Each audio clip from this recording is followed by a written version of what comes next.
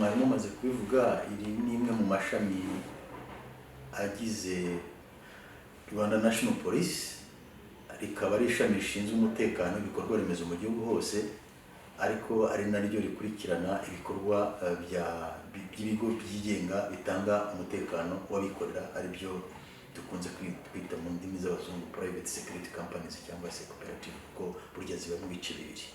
Yego afande, hari ukuntu umuntu yumva kumva ibigo byigenga bicunga umutekano no ukibaza ngo ese umuntu wese ushobora kuba afite amafaranga akaba afite ubushake bwo gukoranya inkumi n'abasore babyifuza, yashinga ikigo kugira ngo kibeho, byo bigenda gute? Polisi bigira mu ruhe ruhare? Murakoze cyane. Nagira ngo wenda mbanze mubwire ko mu Rwanda dufite ibigo 17 bibumbiye hamwe abakozi 21,860, umubare munini w'urubyiruko rukora muri ako kazi, ndetse ubijyanye no muri cadre yo guhanga imirimo. Ibi bigo bifatiye igihugu ndetse na leta runini, kubera ko urwo rubyiruko rudafite ako kazi rushobora kuba rwajya mu bindi bikorwa bitari byiza. Warumbaje ikibazo cyiza rero, se buri wese wishaka yaza agashinga icyo kigo, ni uburenganzira bwe, cyane cyane ko abyemererwa n'itegeko nshinga. Ni uburenganzira bwa buri munyarwanda kuba yashora imari aho ashaka hose, ariko leta yarebye kure. Umutekano ntabwo ari ikintu cyo gukinisha, ishyiraho ari ibishami bashyizeho muri Rwanda National Police, inshinzwe ubuyobozi bukuru bwa polisi y'igihugu, ariko banashyiraho n'amategeko agenga ibyo bikorwa kugira ngo bitazaba mu kajagari.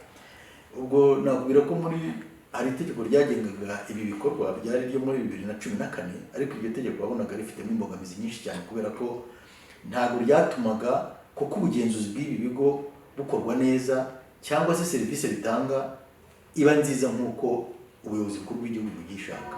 Niyo mpamvu rero iryo tegeko ryaje gusimburwa n'itegeko ryatowe mu minsi ishize, ni itegeko nimero 16 bisi ryo muri 2020 ryo ku itariki 7 z'ukwa 9 mu mwaka wa 2020 ejo bundi, ndetse riza kunganirwa n'iteka rya minisitiri nimero 003 naryo ryo muri 2021 ejo bundi mu kwezi kwa gatatu, biza gushimangira no gukemura ibibazo byari byaragaragaye muri ibi bigo, bikagaragazwa n'uko itegeko ritari rifite ingufu cyangwa se ritari rinoze ku buryo ryakemura ibi bibazo. Iryo tegeko rero ryaje rifitemo ingingo nziza zinakomeye cyane cyane, harimo nk'ingingo nta kibazo mwazigaruka ya gatanu twazigarukaho, ariko ugasanga izo article zaza muri iryo tegeko nizo zaje kugorora no gutuma bya bigo tuvuga bizatanga serivisi kuko umunyarwanda yifuza. Izo serivisi zafasha abanyarwanda binyuze muri iryo tegeko ni izihe? Izartike cyane cyane wari wabanje kumbaza utese buri wese ushaka gushinga ikigo yaza akagishinga. Icyo nari ngarutse rero nuko nakubwiraga ko muri izo ngingo hariho nk'ingingo ya 6 yerekana ibisabwa kugira ngo umuntu wese aze ashinge icyo kigo.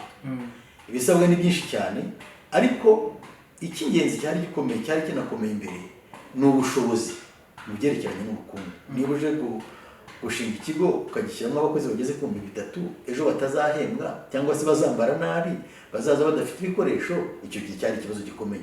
Ariko ingingo irerekana ibisabwa ndetse ikerekana n'umubare w'amafaranga uje gushinga iki kigo agomba kuba afite.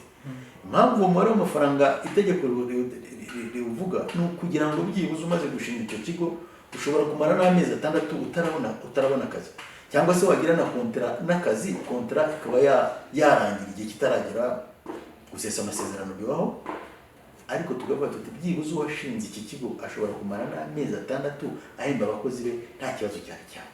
Iyi article nayo yaje gukemura icyo kibazo cyari gikomeye cyane, ndetse yunganirwa na article ya 2 yo mu iteka rya minisitiri rishyira mu bikorwa iri tegeko, kuko iravuga mu nta n'ubwo kugira ngo ushinge iki kigo ugomba kuba ufite byibuze miliyoni 200 kuri konti yawe, ndetse ukaba ufite n'izindi miliyoni 500 ziri mu bikorwa remezo, asset, amamodoka byose twayibara tukagira miliyoni 200 kugira ngo wemererwe. Ariko ni ingingo imwe mu bisabwa, kuko ugomba kwerekana ibyangombwa byerekana ko uri inyangamugayo, ubushobozi, ibi bikorwa nk'ibyo twavugaga byose. Ariko icyo kintu nicyo twazanyemo gikomeye, cyazanwe n'iri tegeko kugira ngo duce akajagari kare.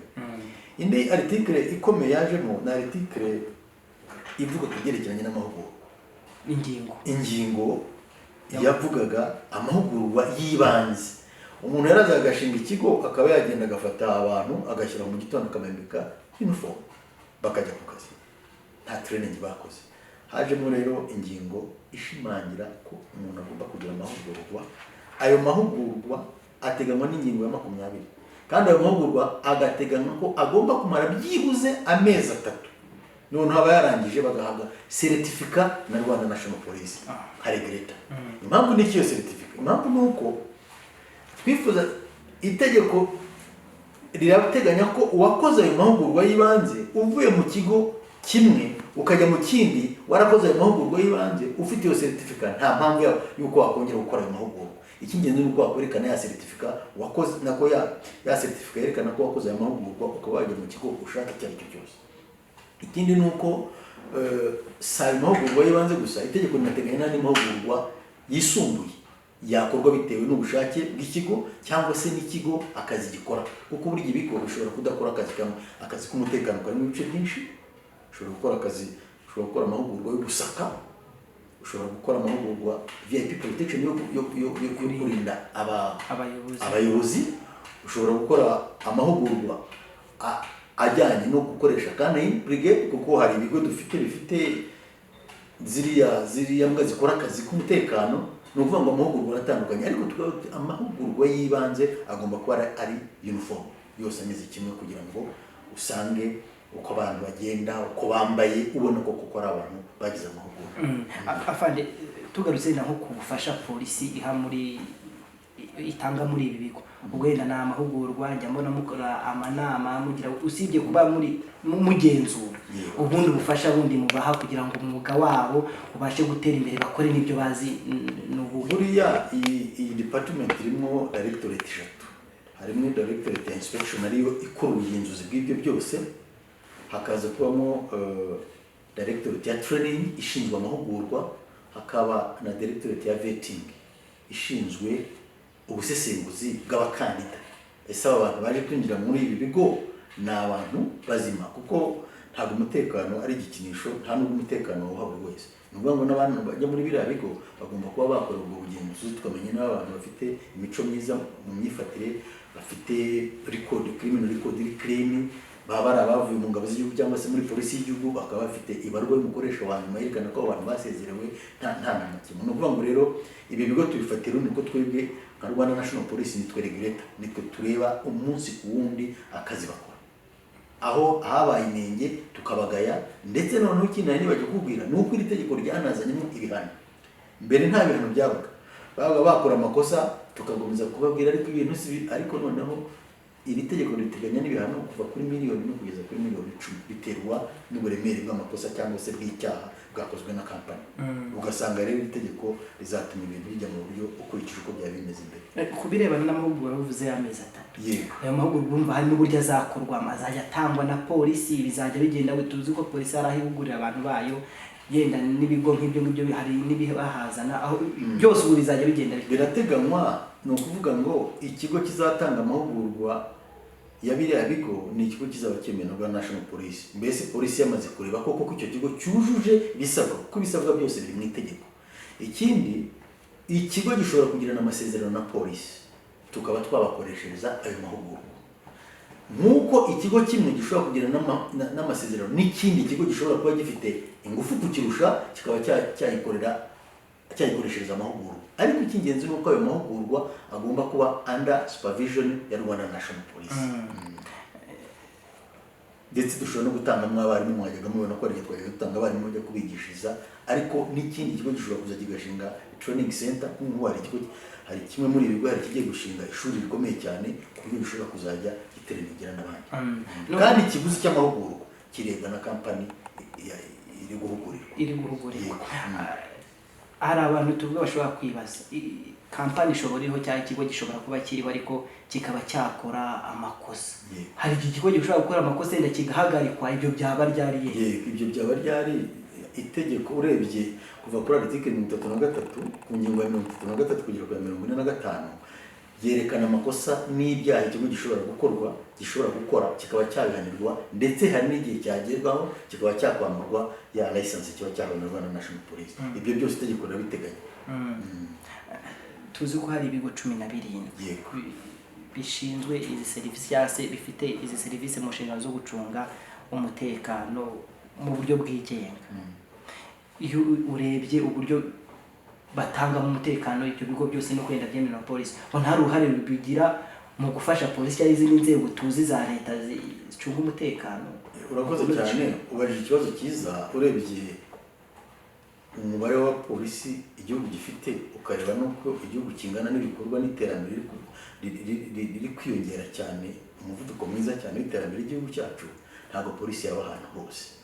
Ndagira ngo mbwire ngo ibi bigo uko ari 17 bidufatiye runini. Mu cyongereza umuntu yavuga ko ari force multiplier. Ni abantu badufasha cyane, barinda ibigo bikomeye, ndetse kwa kundi tubabwira ko tubaba hafi, n'ahaba hagiye kuba ikibazo baduha amakuru, ku buryo niba ingufu zabo zaba badafite ubushobozi bwo kuba bakemura nk'ikibazo kigiye kuhaba, twahagera vuba kubera kuba baduhaye amakuru. Ariko badufatiye runini. Urebye nk'ibigo, fata nk'ikigo nka Bralirwa, ufate ikigo nka SCO, ufate ikigo nka ZAM, ufate ikigo nka MTN, ibyo byose ntabwo birindwa na Rwanda National Police, birindwa n'ibi bigo byigenga, ariko kubera n'amabanki yose, ariko kubera ya mikoranire myiza dufitanye n'ibyo bigo, ari uguhanahana amakuru, ari inspection dukora, ari ubugenzuzi tubikora buri munsi, usanga nyine bya bigo bitekanye. Kandi n'aya mahugurwa wumva itegeko riteganya ni ukugira ngo n'ahaba hari imbogamizi cyangwa se gap muri ako kazi bakora, izo training cyangwa se amahugurwa akorwa abe yakemura ibyo bibazo. Ariko ni abantu badufatiye runini, ni abantu dukorana neza, kandi ni abantu batubereye aho tudashobora kuba hose. Afande, iyo tuvuze ngo ibigo byigenga bicunga umutekano bo nibifite n'undi wa lisanse ni byemereje, hari ibindi bishobora kubenda cyangwa abandi bantu bashobora kuba bakora izo serivisi z'umutekano mu buryo bwa forode? Ubu ngubu hari company zigeze kuri 3 zakoraga zitarabona license, ariko aho itegeko risohokeye ibyo bigo twarabyandikiye, kandi nabyo byarabyumvise byarahagaze. Ahubwo ubu ngubu byanditse nabyo bisaba kugira ngo bibone ibyangombwa ko polisi irabitanga. Icy'ingenzi ni uko buzuza itegeko riteganya gukora, ariko ubu ako kajagari kararangiye. Ibyo hari ingaruka byagiraga ku mutekano? Byaragiraga ku mutekano, kubera ko wasangaga ari abantu bakora akazi bategeze bakora amahugurwa, ndetse tutanabazi, ku buryo hari utubazo twajyaga tuba, ugasanga hari n'ibikorwa tuvuge nk'ibyaha, ubujura bwabereye aha, ugasanga hari bamwe muri abo bakozi bashobora kubigiramo uruhare. Ariko uyu munsi ntibyashoboka, kuko niba kampani ifite abantu batoranyijwe na polisi bakaba bakora hariya, turabazi, ndetse haramutse yagize n'ikibazo cyahaba, responsibility ya ku kigo kibakoresha. Ugasanga rero nta kibazo cyaba kirimo. Uyu munsi biragenda neza, uretse ko ari ukwigisha, ari uguhugura, ni uguhozaho, nta byera ngo de, haracyarimo utubazo, ariko dutegereza ko ubwo iri tegeko ryasohotse ibibazo birimo bizagenda bikemuka gahoro gahoro.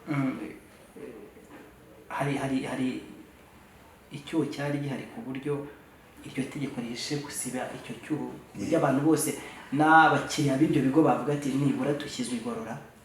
Si impamya ko ari n'abakiriya b'ibyo bigo gusa, ahubwo n'abakozi b'ibyo bigo. Buriya mbere nta tegeko ryarengeraga umukozi w'ibyo bigo, ari bo bari baba security guard.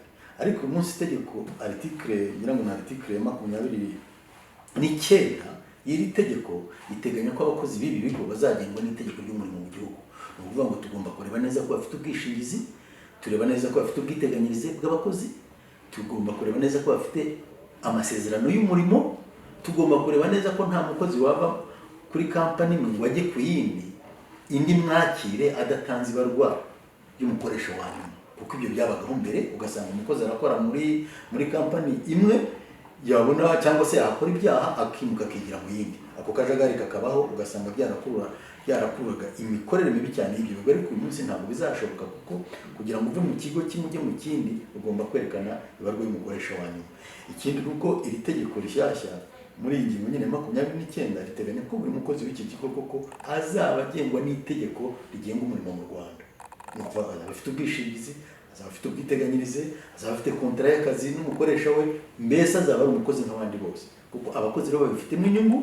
Noneho warumbaje utose abakeneye serivisi babifitemo inyungu ikomeye cyane, kuko haraza kuzamukamo ubunyamwuga. Umukozi azajya akora neza kuko azi ko yirukanwe yaba bihombeyemo, mbere niba atiteganyirizwaga kwirukanwa ntacyo byamubwira.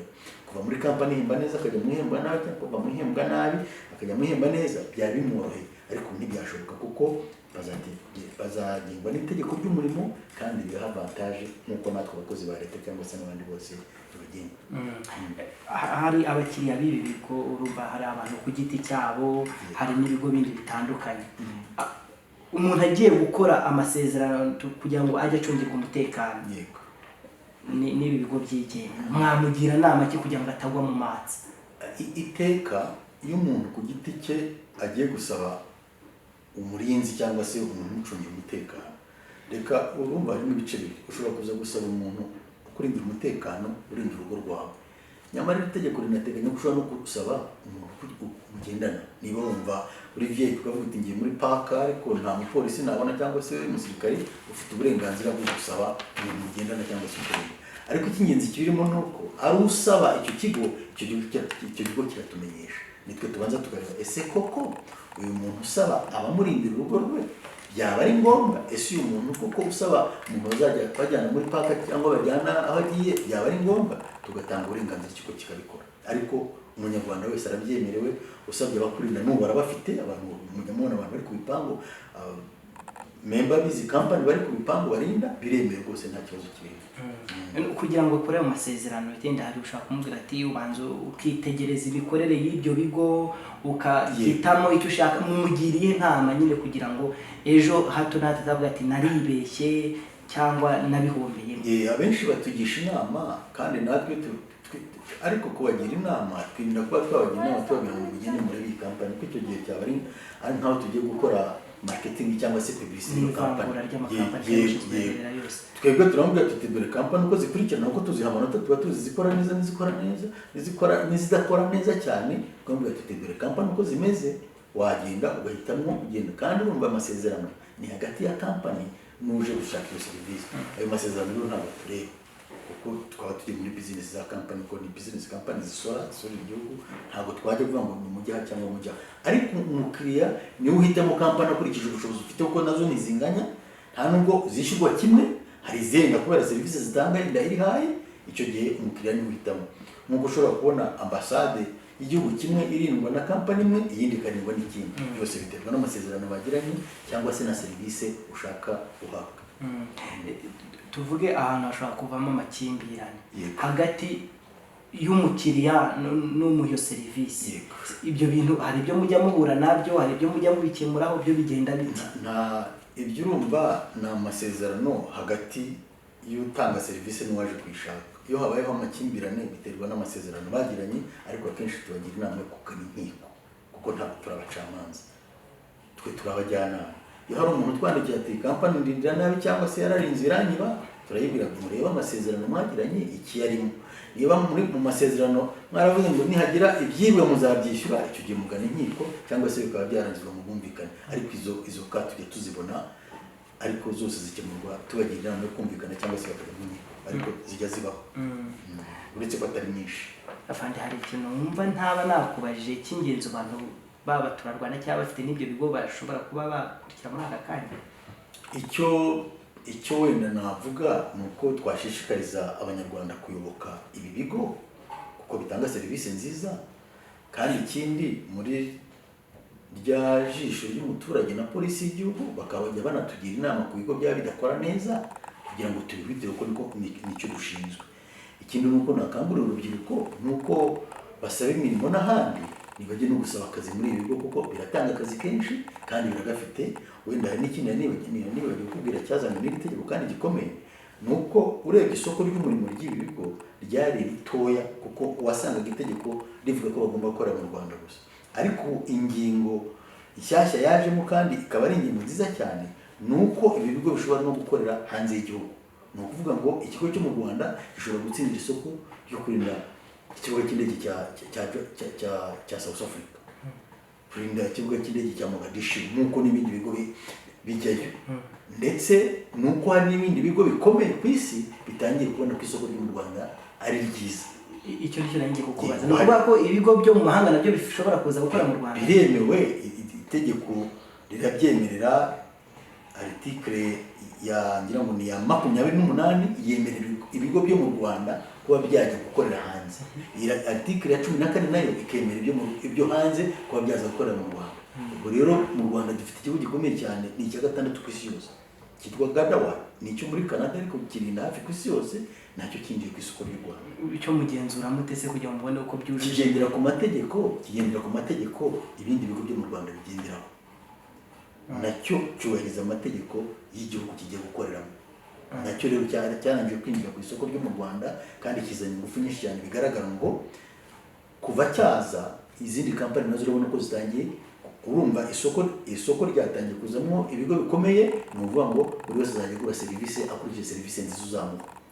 Ni wira ukambika abasekirite bawe nabi, uretse ko tutazabikwemerera kubera niko kazi gukora, undi akaza yambika abasekirite be neza, abahemba neza, ubona ko bari ku kazi, nzajya gusaba serivisi kubayitanga neza. Numva rero nabyo ari ikintu cyiza cyane, nkuko doing business ari RDB turakorana, ari Rwanda Cooperative Agency nayo turakorana, ariko RDB yaradufashije no mu kwandika itegeko. RDB yagize mu rwanda rukomeye cyane kugira ngo tugire itegeko rifunguriye n'amahanga kuza ku isoko ryo mu Rwanda, inafungurira amasosiyete nyarwanda kuba yajya ku isoko ryo hanze.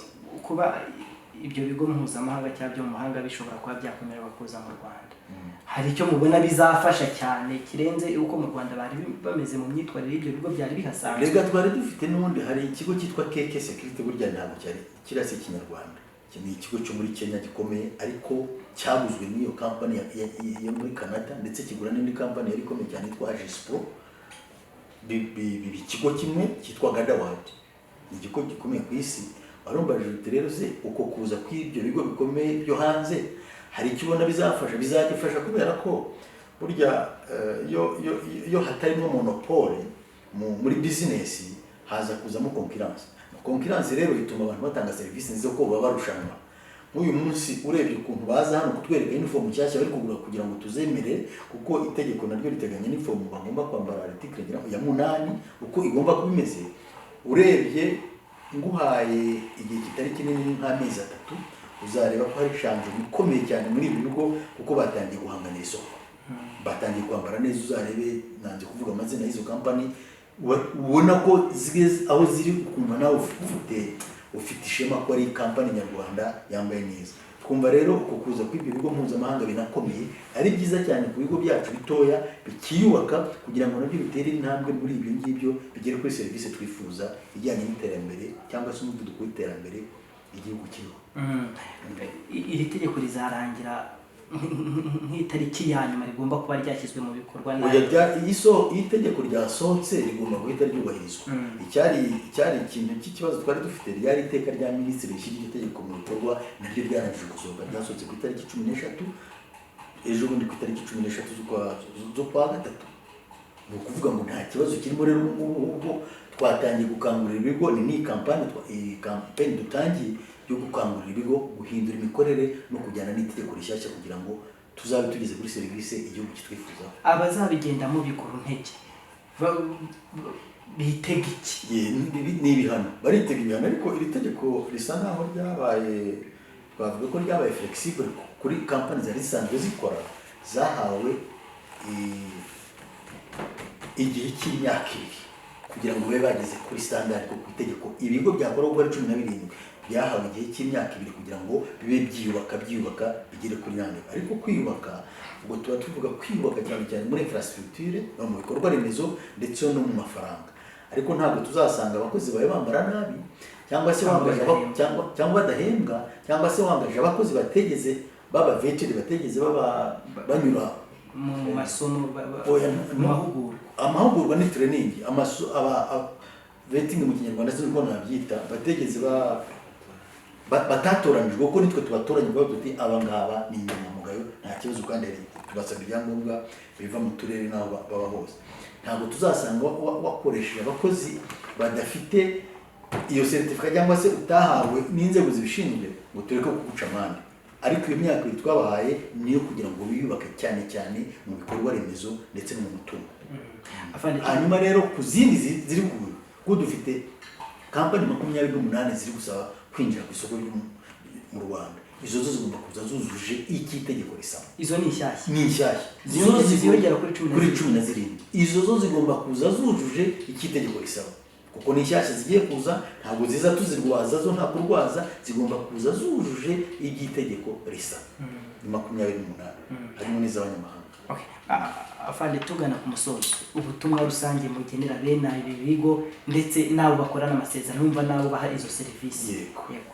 Ubutumwa naha ba nyiri ibi bigo, icya mbere ni ukubashimira kuko ari itegurwa ry'iri tegeko babigizemo uruhare, batanze ibitekerezo. Ndibuka tujya no muri parlement kuri defanda nabo twarajyanye kugira ngo iri tegeko nibo rije kuberaho cyangwa se nibo bagenerwabikorwa baryo bagomba kugira ngo babigizemo uruhare cyane. Rero ikintu rero nabagira nabashimira ku bitekerezo byiza batanze kugira ngo itegeko risohoke, ariko nabashishikariza kugira ngo batangire kuva itegeko ryasohoka mu kwezi kwa 9 umwaka ushize, batangire kujyana n'ibihe bishya n'iki itegeko risaba, kugira ngo koko igihe bahawe kizarangire dufite kampani ziri ku rwego mpuzamahanga, dufite kampani zishobora kujya gupiganirwa amasoko hanze y'igihugu, niba ingabo z'igihugu na polisi y'igihugu bijya hanze bigashimwa, kuki twebwe izi serivisi zacu zitajya hanze nazo ngo zishimwe, zikorere mbese two kuba twifungiranye mu gihugu cyacu, ahubwo